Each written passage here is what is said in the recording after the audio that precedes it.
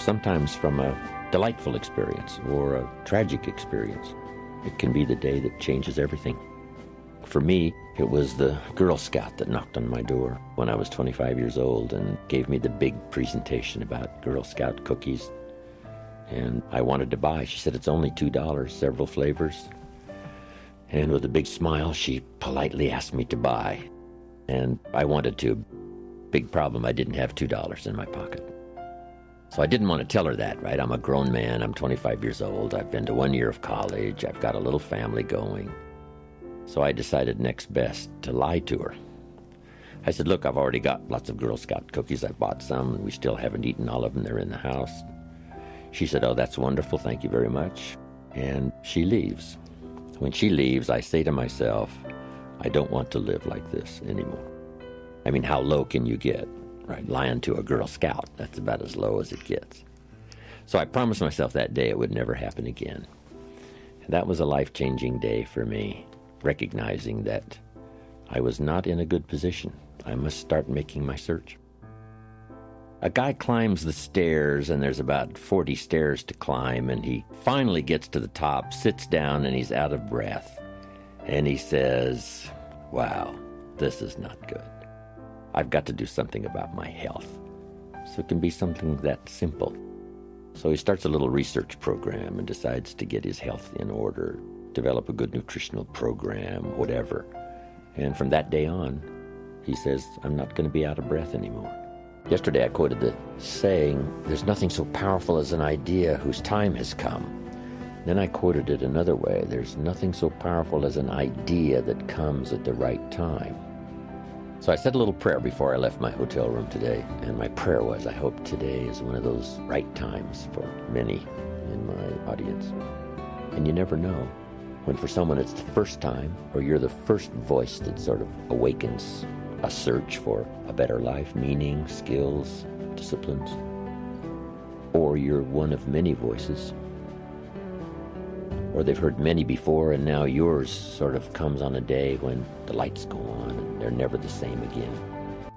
One of my friends woke up one day, David, and he said, sitting at the yacht club, having a drink, sitting sort of in a fog, something spoke to him and said, what could you really have done if you hadn't have been in this condition the last 15, 20 years of your life? You know, he wasn't like an out-and-out alcoholic, but he just, he drank too much. And he started thinking about that. What could I have really accomplished? We live in a world where opposites are in conflict and we're in the middle. There's the pull to do good and the pull to do evil, to do what's right, and the pull to cross the line. That bit of warfare goes on even in our own head, our own consciousness. When I was a little kid growing up, I remember this cartoon of a little boy, and it showed this little boy with a little devil on one shoulder and a little angel on the other shoulder. The little devil said to the little boy, go ahead and do it, it'll be okay. It'll be fine, go ahead, go ahead. And little angel saying, no, no, no, don't do it, don't do it. The little devil said, yes, go ahead. Little angel voice, no, no. And I guess that's part of our life experience. It's part of the adventure. The old prophet said, love good and hate evil. And if we become educated in that way, knowing when the voice of temptation is not the right road to take, we make some better choices. When I got up this morning, a little voice said, you really don't have to do your exercises today. You could skip today.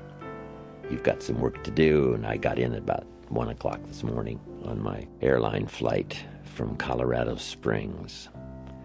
But as recently as this morning, the little voice said, you don't have to do them this morning. But I well know that if I postpone a day, sure enough, I've got to make up for it somewhere. Maybe do a modified version if I don't have quite enough time, but don't let it just go. But we all have that. That's fairly constant. What voice to listen to? I guess part of the answer is not to become a victim of yourself.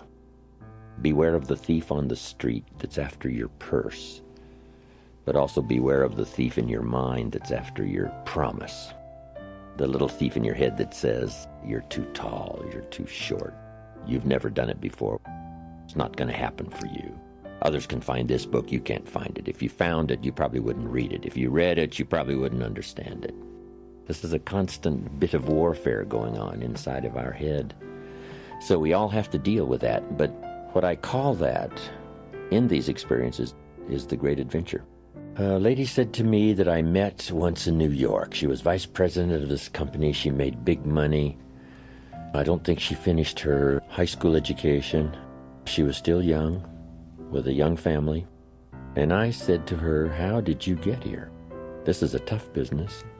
You make big money. You didn't graduate from high school. What happened?"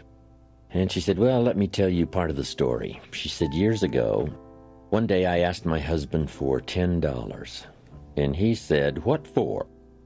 She said, by the end of that day, I had promised myself that I would never, ever ask for money again." And she said, "Yes, I am vice president. Yes, I do make big money. Yes, I am young. Yes, I did not graduate from high school." But she said, "I promise you, Mr. Rohn, from that day until this, I have never asked for money again." She said, "I started searching for opportunity, found it, started taking some classes, learned the skills, totally changed my life." I'm sure she would say that was one of the days that turned her life around. Thank you for watching. Please like, subscribe to our channel,